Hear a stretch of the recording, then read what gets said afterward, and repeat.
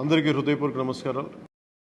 వన మహోత్సవ కార్యక్రమాన్ని అందరూ సామాజిక బాధ్యతగా తీసుకోవాలని మనస్ఫూర్తిగా అభ్యర్థిస్తున్నాను. పర్యావరణ సమతుల్యత కోసం పచ్చదనాన్ని పెంచాలి అనేది ఎన్డీఏ కూటమి ప్రభుత్వ లక్ష్యం. 29% ఉన్న పచ్చదనం 50% తీసుకెళ్లాలే లక్ష్యంగా పనిచేస్తున్నాం. ఏపీ అన్య జాతుల మొక్కలు పెంచడం మానేద్దామని పవన్ పిలుపునిచ్చారు. కోనో కార్పస్ మొక్కలను పెంచకండి, వాటి దుష్ప్రభావాలను అర్థం చేసుకుని అరబ్ దేశాలే పెంచడం లేదు. ఈ మొక్కలను పశువులు తినవు, పక్షులు గూడు పెట్టుకోవు, క్రిమికీటకాలు రావు. వీటి వల్ల భూగర్భ జలసంపద ఎక్కువ వినియోగం అవుతుంది, శ్వాస సంబంధ సమస్యలు వస్తాయి అని పవన్ వెల్లడించారు. ఇవాల్టి వన మహోత్సవంలో అందరూ పాల్గొనాలని ఆయన విజ్ఞప్తి చేశారు.